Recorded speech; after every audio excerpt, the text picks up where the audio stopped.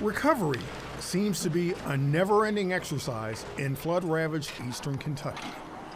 Mother Nature's painful scars remain deeply etched throughout the Appalachian landscape in places like the Letcher County town of Neon. Community responders answer urgent calls for help as Red Cross relief workers hand out meals to families in need. It's saddening, depressing to say the least. Depressing for Reverend Steve Peak. His home stayed intact, but across the road, all that's left are fragments from the roof of his garage. Lost 2 cars and my pickup truck. Peak heads up the Corinth Missionary Baptist Church in Letcher County. When it comes to sharing such a devastating loss, he thinks voices from all sides need to be heard publicly.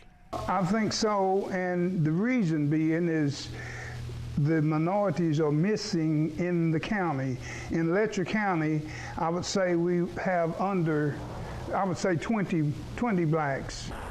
African Americans have been making contributions in these mountains going all the way back to the 1800s. And in many ways, the story becomes personal. That's because I graduated college several counties up the road at Eastern Kentucky University in Richmond, Kentucky. That's where I spent countless hours with the sons and daughters of African American parents who worked in the coal fields as well as the coal mines. As it relates to the so-called 1,000-year flood, many are wondering if people of color will have their say. From my perspective, the story's not complete unless you've heard from all the people. Connie Owens is a well-known activist in the Perry County community of Red Fox. The village town south of Hazard was hit hard. Swift water in nearby creeks keep emotions on edge, and in the holler along Red Fox, that's where we found Kenny Williams still gathering trash from what the high water left behind. Some people lost everything. Some people lost a little. I was lucky, I lost a little. His voice and perspective of survival are missing from what critics call an incomplete and unfinished narrative. When you kind of leave out or don't stop and listen long enough to actually hear from the people who are living in a particular place, no way do you have the whole story. Case in point, President Biden's visit to the flood-ravaged part of the state. The presidential photo op didn't show a single black person in the presence of the leader billed as consoler-in-chief. However, Census.gov estimates just over 3,000 African Americans living in more than a dozen counties impacted by damaging floodwaters. You keep thinking, this can't be real, this can't be real. But after a few days, it sinks in and you realize, yes, it's real. Life-changing pressures for one African American business owner in the Letcher County community of Isom didn't make it into the mainstream media. Keeping it real for Gwendolyn Christian means having to start over. Nothing could be saved at the IGA store she owns.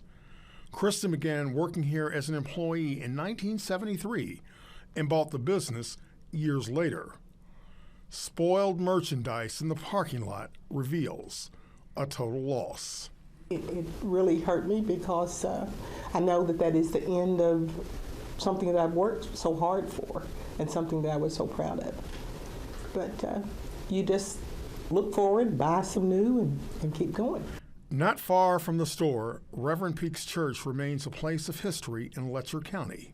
This church was a school building. It was the first colored school that was built here.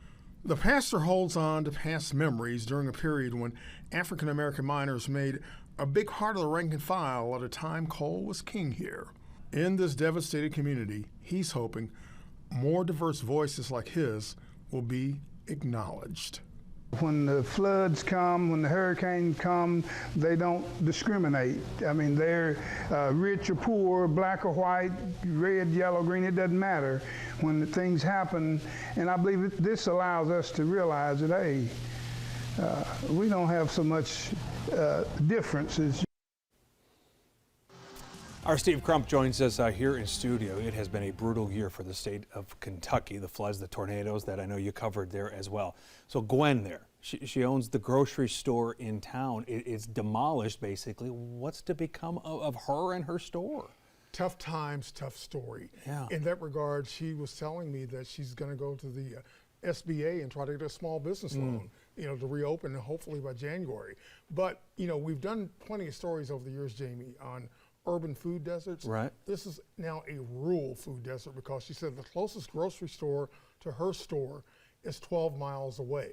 So in some regards, you got people making trips of over 20 miles to get to decent food, nourishing food, to get to groceries and things to survive. So in many regards, a lifeline there was just cut off. And what a story hers is, right? She works in the store, eventually takes ownership of it. Graduates high school, starts off there part-time, buys it. It's an American dream story. And through it all, the devastation she's dealing with, the hospitality I know she showed you is just She incredible. invited me to her house for dinner, and I had dinner at her house. And I mean, in spite of all the tragedy and the like, I mean, they were just some of the most giving and most wonderful people I've ever met.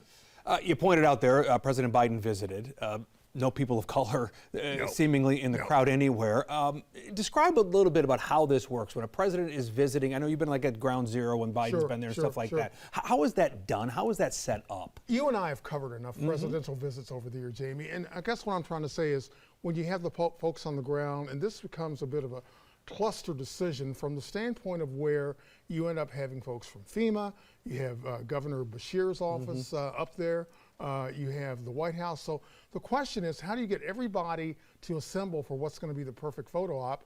And it appears that in some regards, perhaps someone dropped the ball. Yeah, they missed out, clearly, the devastation that you pointed out to us. Thank you for showing it to us, by the way. These people are going to have a long road to recover. Yeah, and for me, again, I graduated college up there as an early reporter early on in my career back in the 80s. I know those hollers. I know those back roads. I went to school with those kids. So, again, in that regard, it comes very personal, and thanks for the opportunity of sharing their voices. Always have a seat here. You know that very well. Steve, thanks for coming back. I appreciate it.